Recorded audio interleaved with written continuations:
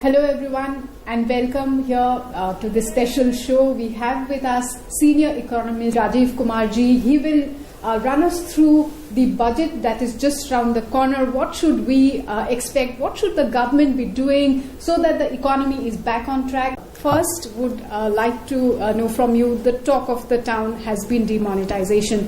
What kind of an impact do you think there has been? In my view, we can think about three possible impacts, three important impacts. One is the signal against corruption and against illegal wealth and illegal income. So by attacking the stock of illegal incomes and currency, what demonetization has done is what I call is draining the swamp of corruption, so that you can then start with a clean slate, and then if it is followed up with measures to control the flow, it will produce a completely new economy and a new economic activity.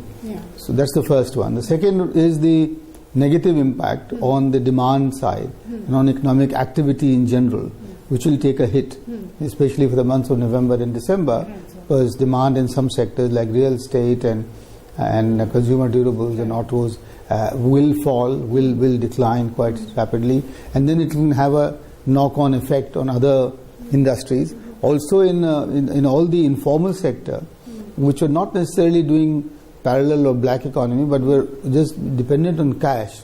These are small producers and traders.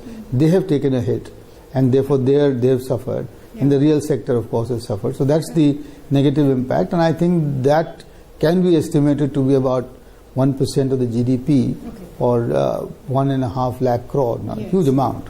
So the third impact, of course, is the fiscal impact, which is going to be positive, which is that if about 5 or 6 lakh crore of which is 5 or 6 trillion rupees has now of the black currency is now in the banking sector, then it can be identified and trapped, and it can give the government some much greater fiscal or revenues which it can use in the forthcoming budget. So I think those are the three impacts that I can think of demonetization. So like you mentioned, this was an exercise to curb black economy and all. So do you think the government has been successful there? So on the first one, the government has been very successful in ridding us or cleansing us of the stock of black money, right? But whether or not it will be successful in curbing future generation of black money will depend upon the measures that it is going to take now.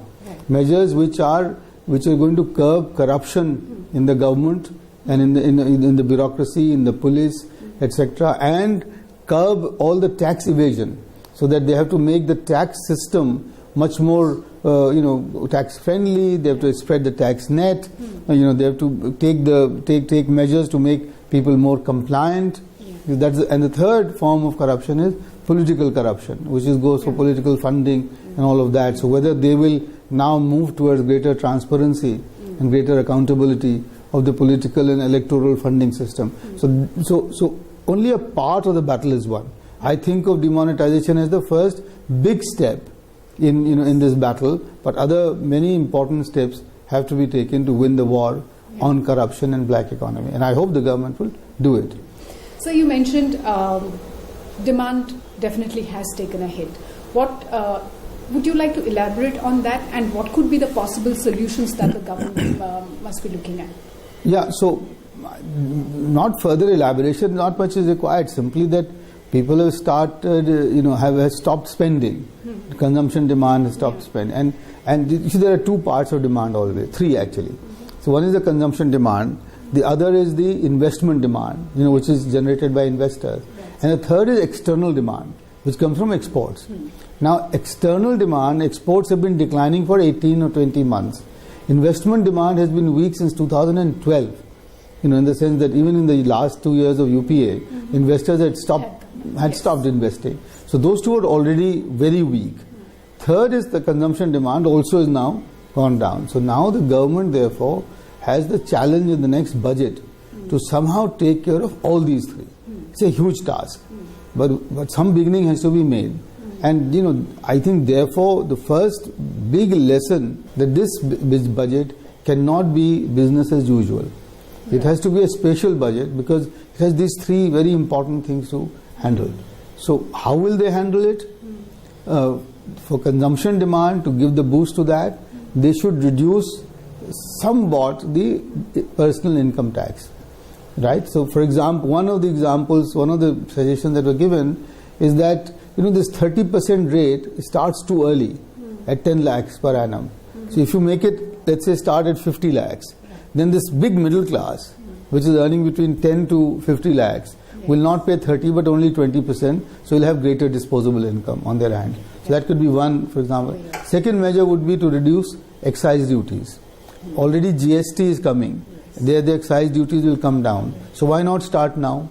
Rather than have 25, 27, 28%, bring them down to 17. That will mean the prices will go down. Similarly, in the same light, last 2 years, our petroleum prices were dropping.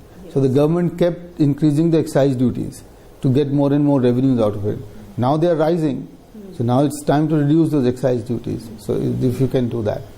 On the investment side, I think the government should recognize that private investment will not pick up very easily because people are still waiting and watching. So they will have to increase the size of the public capital expenditure, on infrastructure and on other things. And my own suggestion has been very much that they should have a huge increase in affordable housing. Because that's a very important lever to get the whole economy moving again. So the government can allocate a large more resources to affordable housing. Once the government spending goes up, what happens to our deficit numbers, the FRBM, all of that?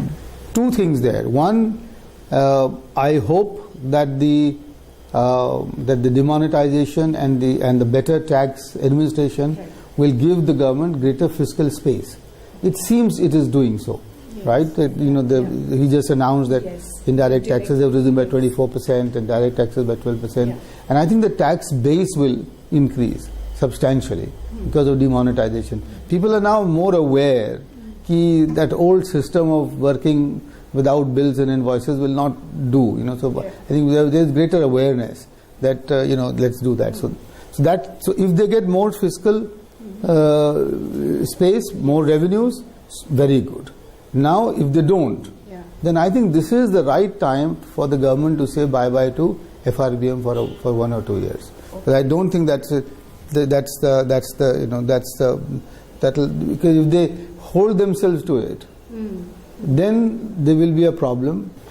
Because at this particular juncture, it will be important for the government to borrow more if needed, but to invest it in productive capacity expansion. Do you think the RBI and the government should have handled this entire demonetization thing in a better way? See, I find this whole talk about RBI's autonomy, etc., to be completely misplaced. Okay. Right? Because RBI is, at the end of the day, accountable to the sovereign. And the people who are elected representatives of this country are the sovereign. They are the ones who will take decisions. They are not, they are not, for example, just reverse the table. If government didn't want it, but RBI said we want to demonetize, would that be a good thing to do? Their autonomy would mean that, right? So I don't think that's true.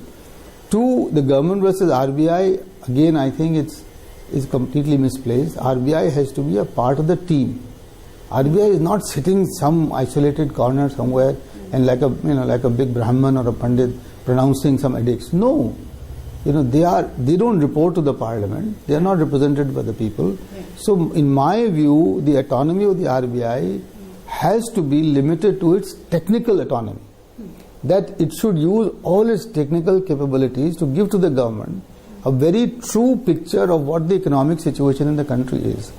And then it's for the government, it's for the sovereign to decide what they want to do with it, right?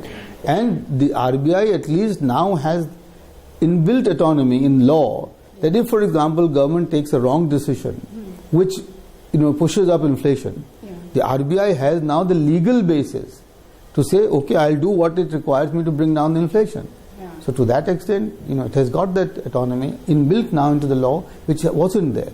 And credit must be given to this government for having done it. Any more steps that you would like to suggest that will get us back on track sooner than later? The one very important, and which you didn't talk about it, is to push for exports. Okay. We must make a huge push to increase exports. Now the excuse that the world economy is in doldrums and the world trade is not going to rise so much, etc., I think is just that. It's an excuse. Our share in the global market is very small, less than 1.6%. For that. So we can always, even if the world market is not growing, we can increase our share. And I think we need to take a completely new look at our policies for expanding exports. And because that's the third leg that I talked about, the external demand. Most exports are also employment intensive. And that's the last one where I think we should end, which is that the biggest challenge before the government at the moment, and has been for a while, is to generate employment. Good quality employment. Thank you, viewers, for watching. Keep watching our space for more updates and news. Thank you so much.